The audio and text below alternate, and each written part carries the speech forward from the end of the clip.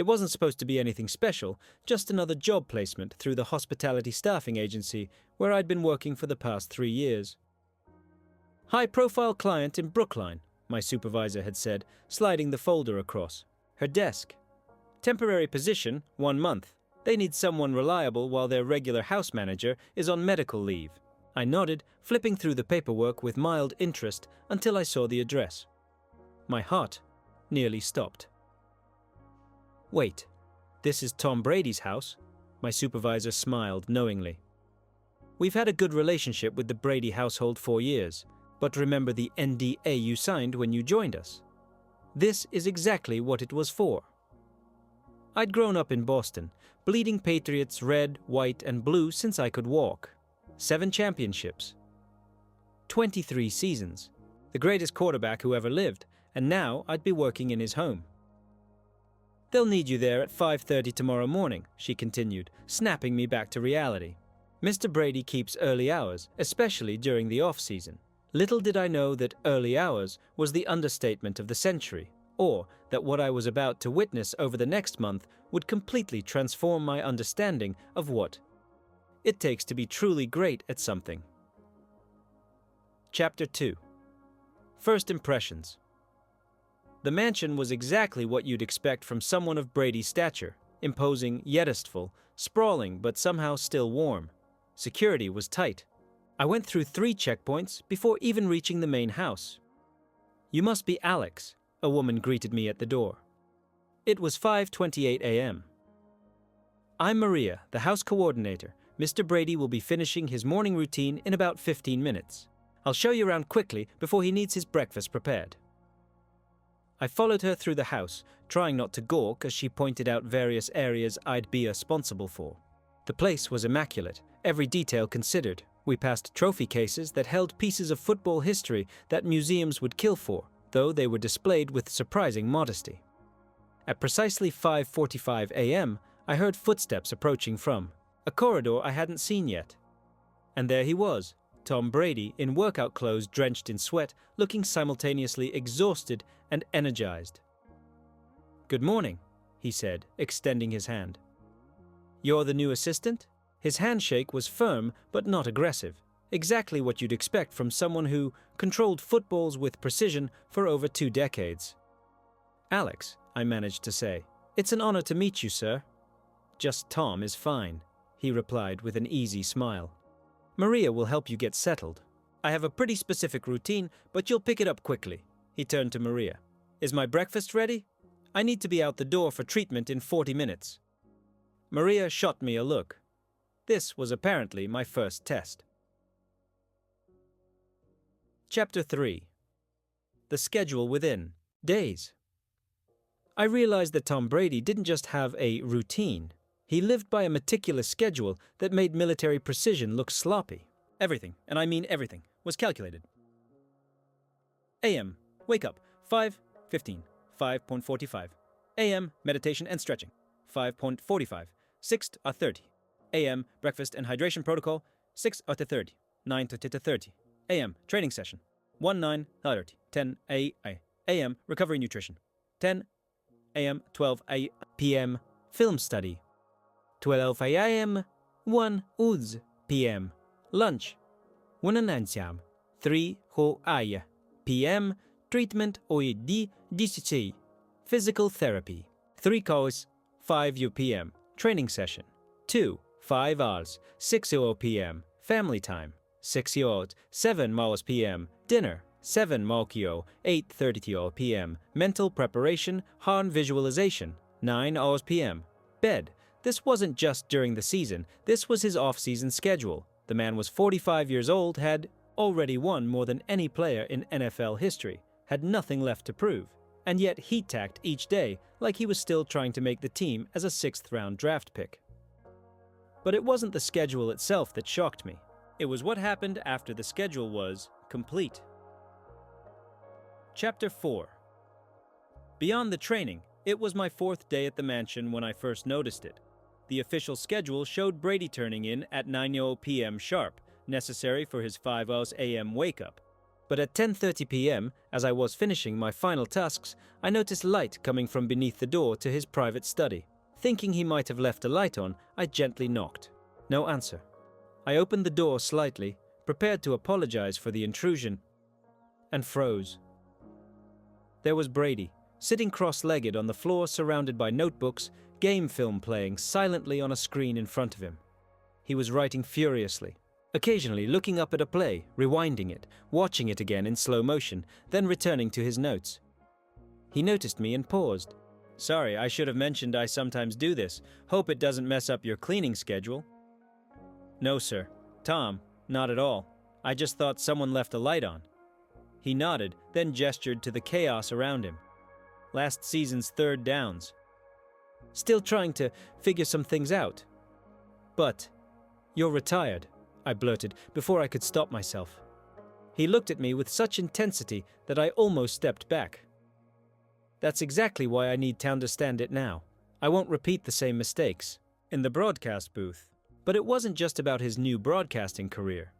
This, I would learn, was the real secret. The thing nobody saw on game day. Long after everyone else was satisfied, long after his official schedule was complete, long after he'd already done more than what was required, that's when Tom Brady really went to work. Chapter 5. The Brady Method. The end of my first week, I'd begun to notice patterns in Brady's behavior that went far beyond his official schedule. There were systems within systems, habits within habits, a carefully constructed architecture, designed to maximize every aspect of human performance. His diet was legendary, of course. No sugar, no white flour, no nightshades, no caffeine, no dairy. But it wasn't just what he ate. It was how meticulously he approached every meal. Food was fuel, carefully timed and portioned for optimal performance. His personal chef prepared everything, according to a plan that changed based on the day's activities and recovery needs. "These blueberries need to be organic," he once told me gently when I'd brought the wrong ones. "The pesticides create inflammation. Small details, big differences." That phrase, small details, big differences, seemed to be his mantra. I watched him spend 15 minutes working on his throwing motion in front of a mirror, repeating the same tiny movement over and over. "What are you working on?" I dared to ask. "My elbow position," he replied, demonstrating the almost imperceptible difference between what was doing and what he was trying to correct. "It's off by about 2 degrees. Most people wouldn't notice, but it affects ball placement by almost 6 inches at 20 yards. This was a man who had thrown for over 89,000 yards in his career, who had made the most miraculous passes in Super Bowl history, and he was still obsessing over 2 degrees of elbow angle in retirement. Chapter 6. The Failure. Wallin my second. Week, while cleaning his private office, which I was only allowed to do when he was out of the house, I discovered what I came to think of as the failure wall. It wasn't obvious at first. Behind his desk was a beautiful wood-paneled wall that appeared to be purely decorative. But when I was dusting one day, I accidentally pressed against a concealed latch and a section of the paneling slid open. Inside was a meticulously organized collection of his worst professional moments, printed screenshots of interceptions, sack, statistics, playoff losses, newspaper headlines criticizing his performance. Each item was annotated in his handwriting with detailed notes about what went wrong and how it could have been prevented. The newest edition was from his final season, his last game, the playoff loss to the Dallas Cowboys. The section was extensive, with dozens of plays broken down and analyzed. I quickly closed the panel, feeling like I'd intruded on something deeply personal. But later that evening, I saw Brady standing in front of that wall, staring at it intensely. "I'm sorry," I said, startling him. "I accidentally found that earlier while cleaning. I expected him to be upset, but instead he seemed almost relieved that someone had seen it." "Most people build trophy rooms," he said quietly. "I've got one of those too, but this..." He gestured to the wall. "This is more important. Celebrating success is easy. Learning from failure is what separates good from great." He pointed to a particular section. "This interception from 2012. I still work on the footwork that caused it. 10 years later, still working on it. because someone else will make that mistake now and I'll see it coming. Chapter 7. The recovery obsession. By my third week, I'd been fully integrated into the Brady household routine. One morning, something unusual happened. Tom was limping slightly as he came in from his morning workout. "Old football injury acting up?" I asked, setting down his post-workout smoothie. He laughed. "No, just pushed a little too hard yesterday. Nothing serious." But what followed was anything but casual. Brady immediately initiated what appeared to be a predetermined recovery protocol. Phone calls were made. Within an hour, 3 different specialists had arrived at the house: a physical therapist, a massage therapist, and someone who appeared to be analyzing his gait with specialized equipment. "Isn't this a lot for just a minor strain?" I asked Maria while Brady was with one of the specialists. She gave me a knowing look. This is why he lasted 23 seasons, while other quarterbacks were done by 35. The recovery is more important than the training. Everyone trains hard. Few recover smart. That afternoon, I witnessed him go through a recovery regime that included contrast therapy, alternating hot and cold treatments, specialized breathing techniques, electrical muscle stimulation, and targeted nutrition, all for what most people would treat with an ice pack and Advil. "Prevention," Brady explained when he caught me watching. "By the time something hurts enough to slow you down, you've already waited too long. Recovery isn't what you do after you're injured. It's what you do so you never get injured." By the next morning, he was moving perfectly again, as if the limp had never happened. Chapter 8. The mental game physical preparation was only part of Brady's regimen. In my third week, I began to notice how much time he spent on mental preparation, not just watching film, but actual mental training. Each evening, he spent at least 30 minutes with his mental conditioning coach on a video call. They would go through visualization exercises, reviewing specific scenarios, and mentally rehearsing responses. It wasn't just X's and O's, it was practicing emotional control, decision-making under pressure, and maintaining focus amid chaos. "The physical throws are easy," he explained when I brought him water during one session. "It's making the right decision in a quarter second with 300-pound men trying to take your head off. That's the hard part, and you can't practice that physically enough times to master it. You have to do it here." He tapped his temple. I once overheard him talking to his youngest son about dealing with frustration during a soccer game. Instead of generic encouragement, Brady walked him through a detailed mental process, the same one he used when throwing an interception. "Feel it for exactly 5 seconds, he told his son. "Count it out. 1, 2, 3, 4, 5. Then it's done. Move to the next play. Staying angry just makes you miss the next opportunity." I realized then that his mental discipline wasn't just a professional tool, it was how he approached every aspect of life. Chapter 9. The testing day. In my final week at the Brady household, I witnessed something that truly encapsulated everything I'd learned. Tom had scheduled what he called an assessment day, essentially a private combine, where he would measure various aspects of his performance. Remember, this was a 45-year-old retired quarterback with nothing left to prove.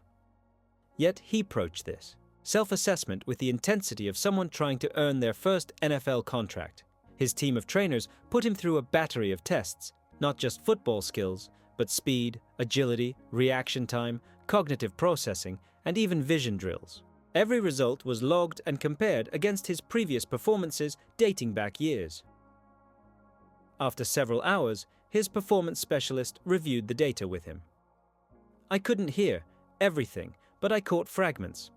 3% improvement in left side, reaction time, and cognitive processing still elite level, and need to address the slight decline in rotational power. Later, I found Brady alone, studying the assessment results with intense focus. "Good results?" I ventured. "Mixed," he replied, not looking up. "Better than last quarter in some areas, slight drop in others. That still seems impressive for—" I caught myself before saying, "for your age." He looked up and smiled. "For an old guy like me?" He laughed. The point isn't to be good for my age, the point is to be better than I was yesterday.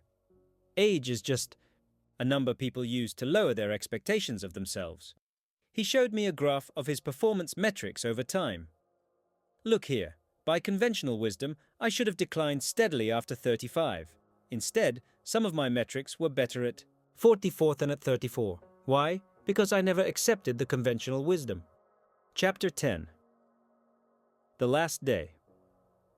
On my final day, as I was preparing to leave, Brady was heading out for a meeting.